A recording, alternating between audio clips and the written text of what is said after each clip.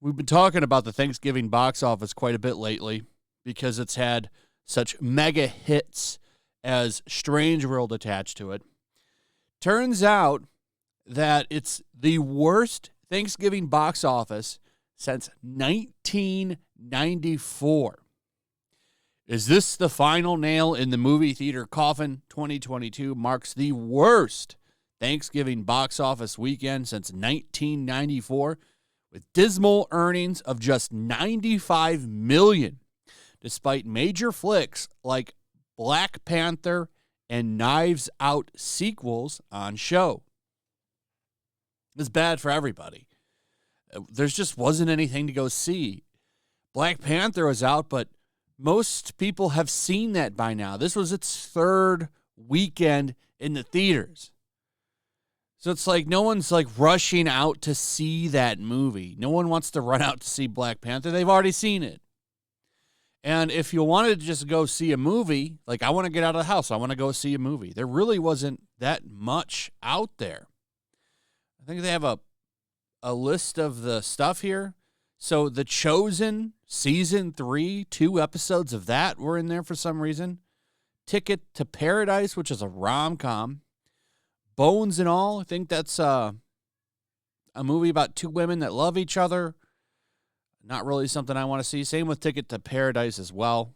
By the way, I'm not into rom-coms. The Fabelmans, no idea what that is. Never heard of it. Black Adam, I've already seen that.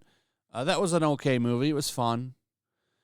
The Menu, no idea what that is. Devotion, that's the movie about the Air Force pilot who's a person of color and his struggles.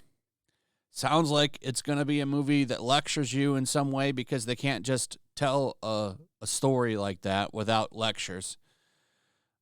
Glass Onion, a Knives Out mystery, which is only there for a couple of days. That did okay, but you can watch that on Netflix as well, from what I understand. So you're already losing people there. And then Strange World, the awful, awful Disney movie, and then Black Panther. I mean, there really wasn't much of a selection. A lot of the movies that are coming out are shit. That's the problem. And I don't know. It will end up hurting movie theaters. I mean, people want to go to the movies. That's why you've seen such big hits like Top Gun this year. Top Gun raking in tons of money. Subpar Marvel movies bringing in tons of money. People want to go to the theaters. They just don't want to see the shit that Hollywood's selling. The 3-day Thanksgiving weekend's box office numbers came to a mere $95 million, a sharp decline from pre-pandemic years before, IndieWire is reporting. $95 million. That's sad. The box office took in a whopping $261 and $181 million in 2018 and 2019, respectively. The last time a Thanksgiving weekend brought in such little revenue was in 1994 when ticket prices averaged $4.08. I wonder what came out that weekend for Thanksgiving.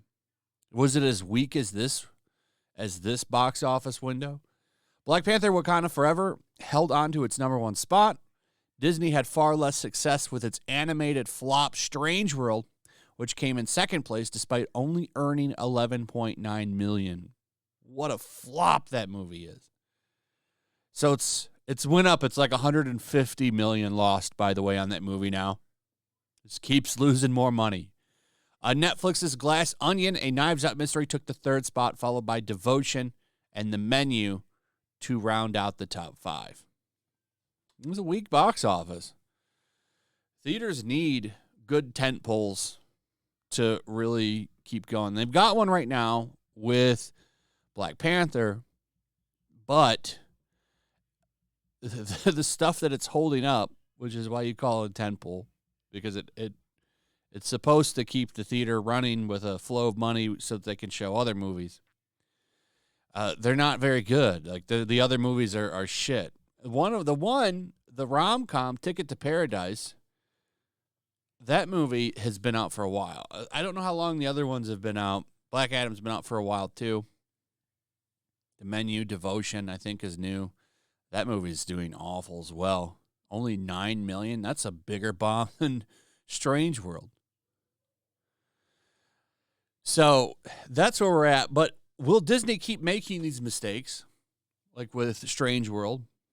Will they keep making identity a priority over story? And I've talked about this. All the marketing for that movie went on the fact that the character is LBGT and the dog is disabled, and it's talking about climate. Well, it looks like that's going to be the future of Disney still. Bob Iger came back and he discussed the don't say gay stuff that happened in Florida, which was the parental rights bill. But, of course, the media ramped it up into something that's not. He talked about that, the backlash and future of inclusion. And he doubled down and said that, got to keep doing it. Got to keep doing it. Since returning as CEO of the Walt Disney Company last week, Bob Iger wasted no time in holding a town hall with cast members to discuss topics. One cast member asked Iger where he stood on the company's stance on inclusion. Without hesitation, of course, everyone said, what are your thoughts on inclusion? Without hesitation, Iger said one of the core values of our storytelling is inclusion and acceptance and tolerance. We can't lose that. We just can't lose that. How can we actually change the world through the good? How we actually change the world through the good must continue, he went on to say. We're not going to make everyone happy all the time, but we're not going to try to. We're certainly not going to lessen our core values in order to make everyone happy all the time. And this came to relief to many cast members because he responded without hesitation. Iger continued his response by saying, at one point I said, do we do what we believe is right? Someone criticized me to say, well, who are you to say what is right? Well, when you're in a job like mine, where you are responsible for storytelling that many of you are responsible for, you get paid to have a sense of what is right. Not everyone will agree with you. That's just not the way the world is these days. But it doesn't mean you should stop trying to do the right thing. So, every movie, like they've been doing, and I want to point out, like everything they've been doing, all of their movies now push some kind of ideological thing, some kind of social thing. They don't really seem to give a shit about making money. And why should they? The parks is where they make all of their money. So they can just keep making movies like Strange World, to be honest, and lose money. As long as the parks are bringing in cash, it doesn't matter. I don't know why people still go to these parks, to be honest. They're not that great. They look run down, dirty, outdated. But people still keep going. I mean, there's better places to go. Until people stop going to the parks, they're just going to keep putting woke shit out. It's not going to stop. It's never going to stop until their bottom line is hit. And it's getting hit. You know, Strange World is a huge disaster. A huge disaster. But why would they care when they have people flowing into the parks? They're raising prices like every week, and people still keep coming. I don't know what to tell you. You got to stop going to the parks. It's the only thing that affects Disney's bottom line. And when he talks about ideology, you know, I find it interesting. Like, that is the main thing they care about in storytelling. You know, Strange World could have all of those things that it has in it. As long as it is a good movie and tells a good story, most people don't mind. And they don't do that.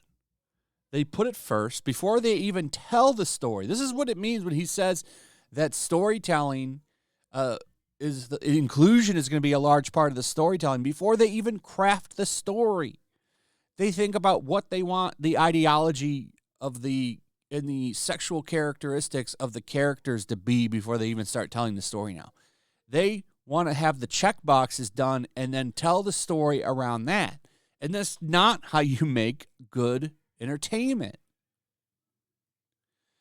Anyway, that's pretty much it. Let me know what you guys think in the comments below. Also, if you would, please like, subscribe, share the video.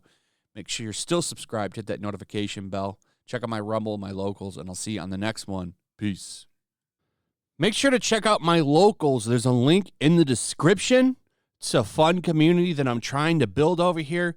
If you don't want to support me on YouTube, you can come over here. None of that money goes to YouTube. You also can just come over here for free. But if you are a supporter over here, I do plan on doing an extra live stream once a month and throwing links to the supporters so you can actually come on and have a supporter live stream with me. Also, it's a good place to catch all of my content. You don't have to worry about notifications like YouTube. They'll definitely work over here. So come check out my locals.